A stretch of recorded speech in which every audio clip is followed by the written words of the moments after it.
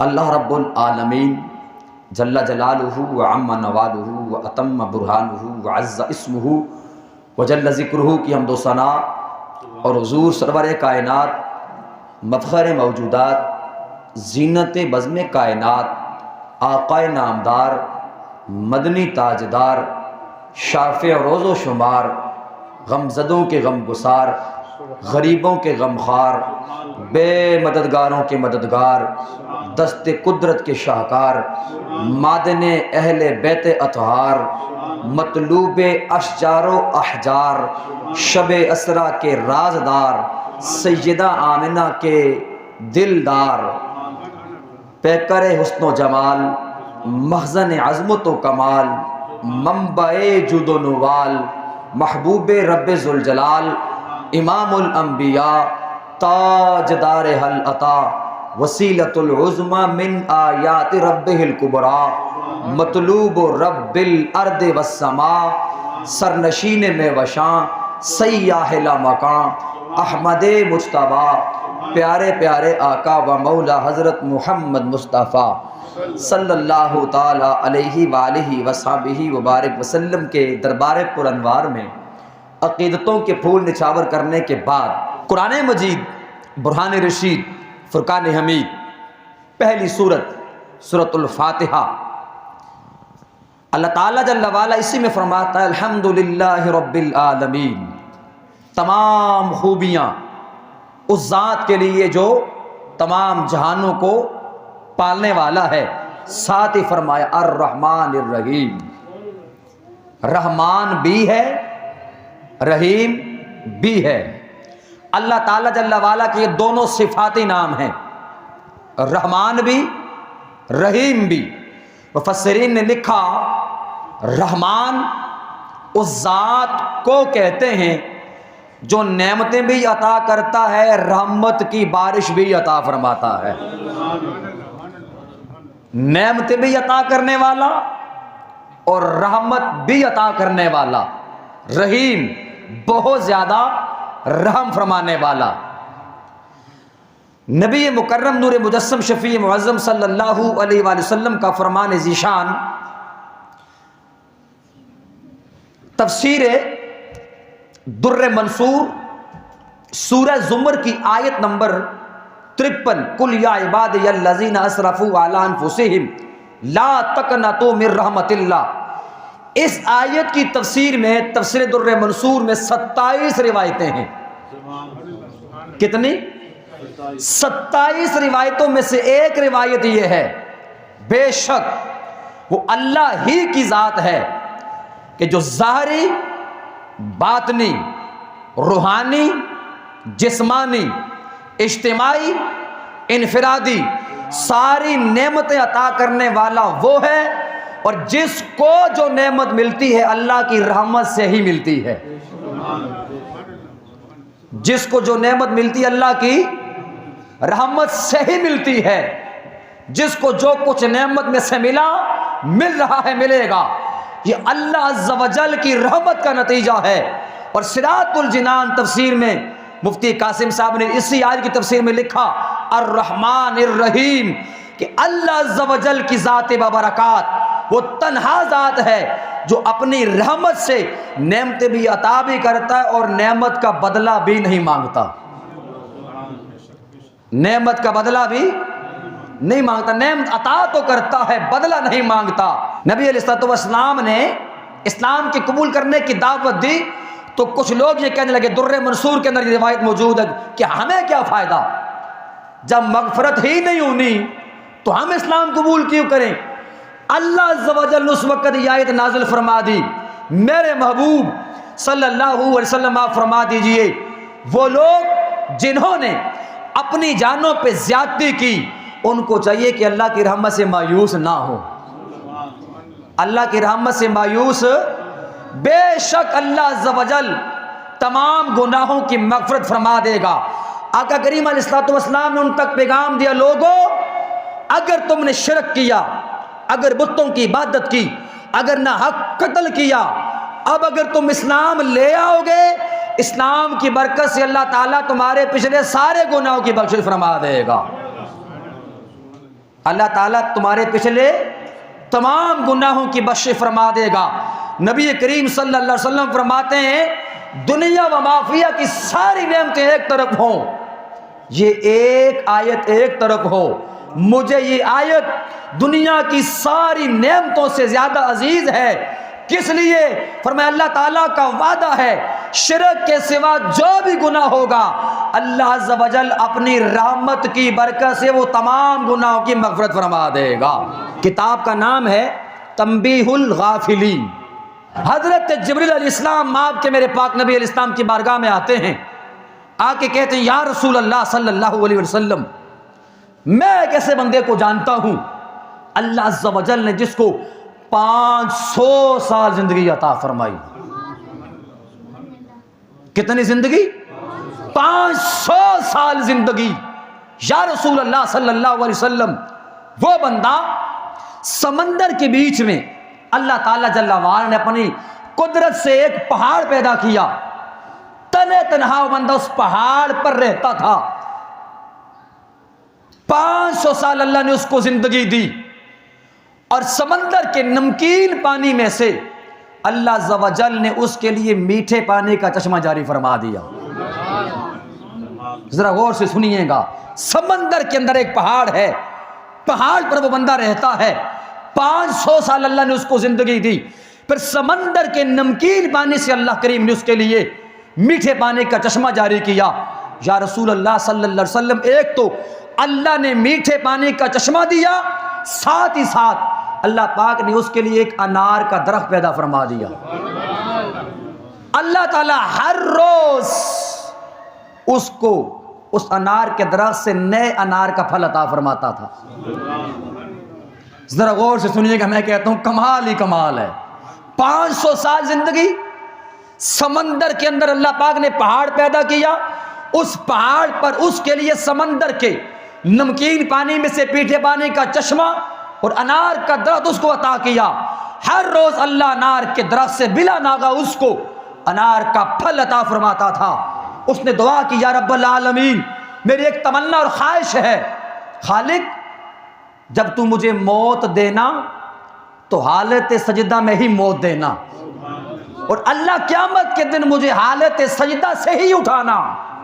اب ذرا غور فرمائیے گا، یا رسول اللہ صلی اللہ علیہ وسلم، میں جانتا ہوں اللہ عز و جل نے اس کو یہ ساری نعمتیں عطا کی، 500 سال تک اس اللہ کے بندے نے اللہ کی ایسے عبادت کی کہ پلک جھپکنے کے برابر بھی نافرمانی نہیں کی،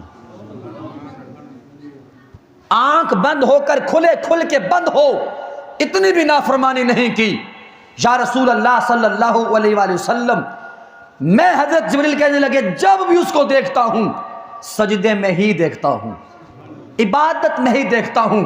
ذرا آگے غور فرمائے گا، فرمایا قیامت کا دن ہوگا یا رسول اللہ صلی اللہ علیہ وسلم، ہمیں خبر ہے اللہ کریم قیامت کے دن فرمائے گا فرشتوں میرے اس بندے کو جس نے 500 سال تک میری عبادت اس طرح سے کی کہ پلک جھپکنے کے برابر نافرمانی نہ کی، جس کو موت بھی حالت سجدہ میں آئی اور آج قیامت کے دن اٹھا بھی سجدے کی حالت سے ہے، اس کو جنت میں داخل کر دو۔ اللہ فرمائے گا میری رحمت سے داخل کر دو۔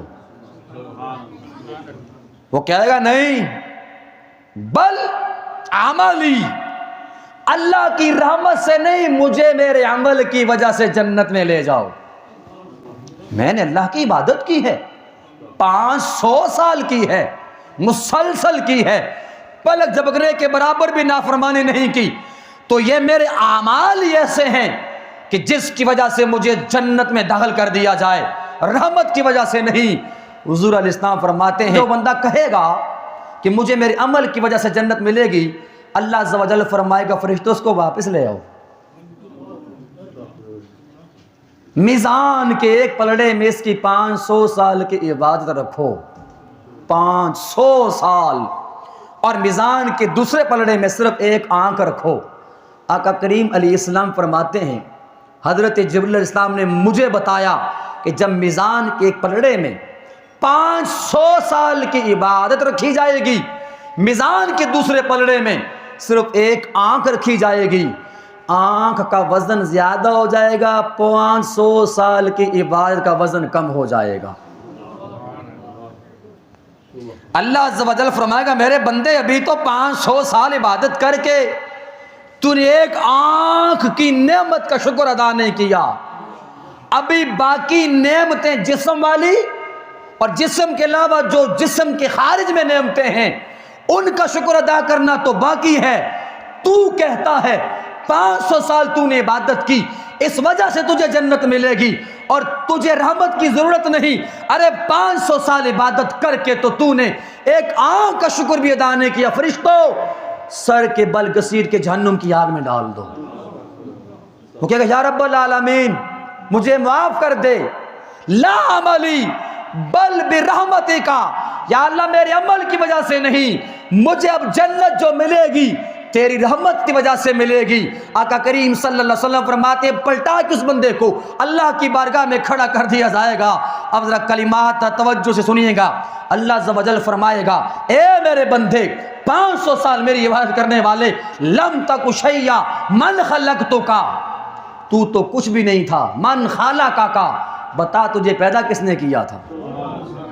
خلقتک نہیں، من خلقک، تو کچھ بھی نہیں تھا، لم تک شیئا من خلقک، بتا تجھے کس نے پیدا کیا تھا؟ وہ کہے گا یا رب العالمین تو نے پیدا کیا تھا۔ اللہ پاک فرمائے گا تجھے میں نے پیدا کیا اپنی رحمت سے، بتا من قواکا، تجھے 500 سال عبادت کرنے کی طاقت کس نے عطا فرمائی تھی؟ وہ کہے گا یا اللہ تو نے عطا کی۔ اللہ پاک فرمائے گا تجھے پیدا کیا میں نے اپنی رحمت سے، 500 سال عبادت کرنے کی تجھے طاقت میں نے عطا کی اپنی رحمت سے۔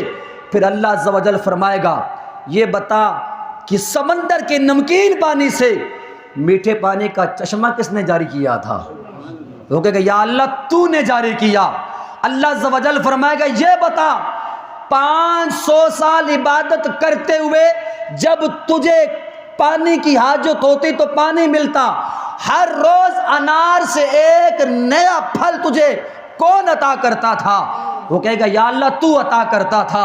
ذرا غور سے سنیے گا، اللہ عز و جل فرمائے گا میرے بندے تو کچھ نہیں تھا، تجھے پیدا بھی میں نے اپنی رحمت سے کیا، پھر 500 سال عبادت کی طاقت بھی اپنی رحمت سے عطا کی، تجھے ہر روز انار کے درخت سے پھل بھی میں نے اپنی رحمت سے عطا کیا۔ حالت سجدہ میں تیری روح کس نے قبض کی تھی؟ یا رب العالمین یہ بھی تیری رحمت سے ہوا۔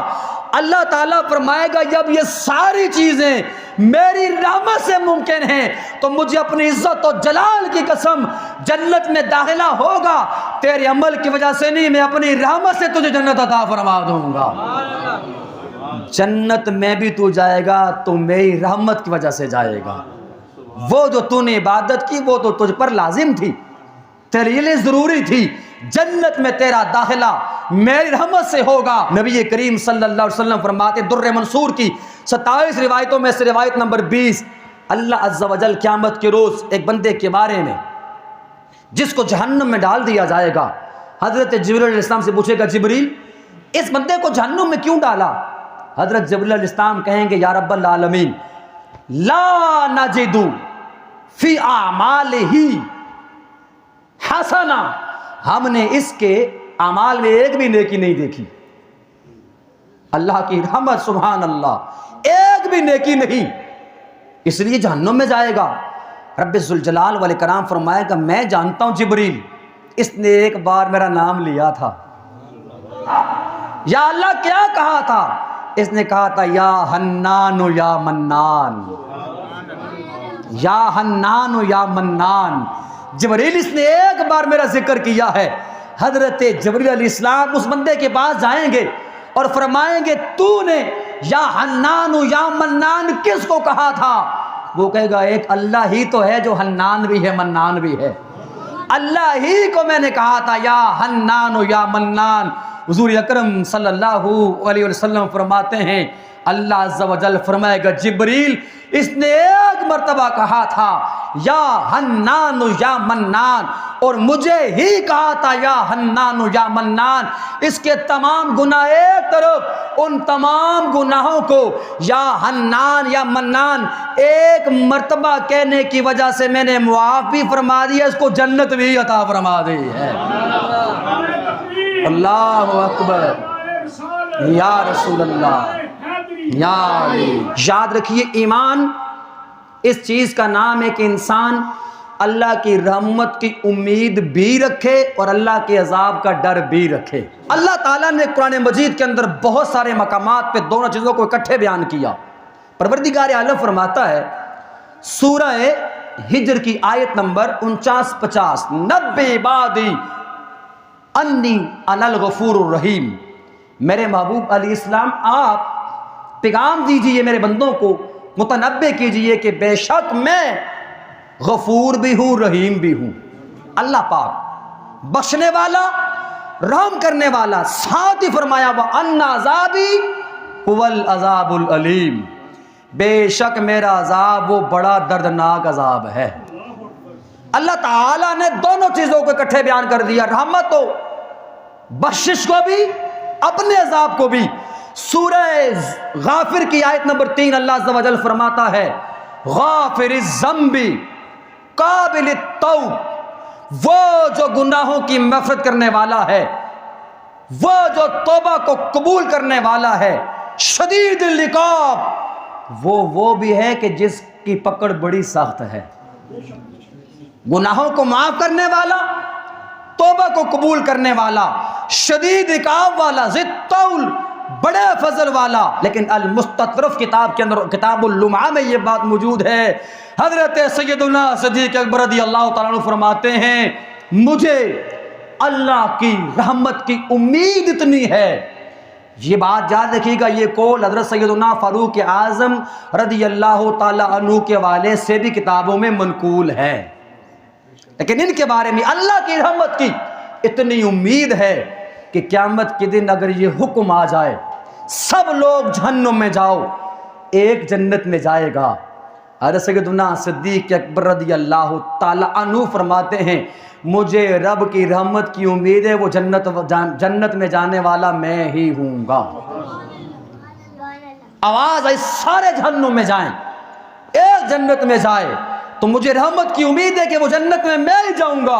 اور کہا اللہ کے عذاب کا ڈر اتنا ہے اگر قیامت کے دن یہ ندا دے دی جائے سب لوگ جنت میں چلے جائیں، ایک جہنم میں جائے گا، کہ مجھے ڈر لگتا ہے کہ وہ جہنم میں جانے والا میں ہی نہ ہوں۔ اس لیے ہر لمحے رحمت کی امید، اللہ کرم کر دے، اللہ مہربانی فرما دے، اللہ اپنی رحمت کی خوشبودار ہوائیں عطا کر دے، رحمت کی امید ہو، اللہ کے عذاب کا ہر لمحے ڈر ہو۔ اسی کے درمیان ایک ایمان والے کی زندگی گزرنی چاہیے۔ حضرت طاؤس رحمت اللہ تعالیٰ علیہ فرماتے ہیں وہ اللہ کا خوف اتنا ہو کتنا خوف کسی اور کائنات کی چیز کا نہیں ہونا چاہیے، اور پھر اللہ کی رحمت کی امید اتنی ہو جو خوف سے بھی کہیں زیادہ ہو۔ تو آئیں آپ اور میں ارادہ کرتے ہیں اللہ عز و جل کی رحمت کی امید ہر وقت مد نظر رکھیں گے۔ بآواز بلند کہیے انشاءاللہ رحمت کی امید رکھیں گے، پھر بولی رحمت کی امید رکھیں گے، اور اللہ کے عذاب سے ڈرتے رہیں گے۔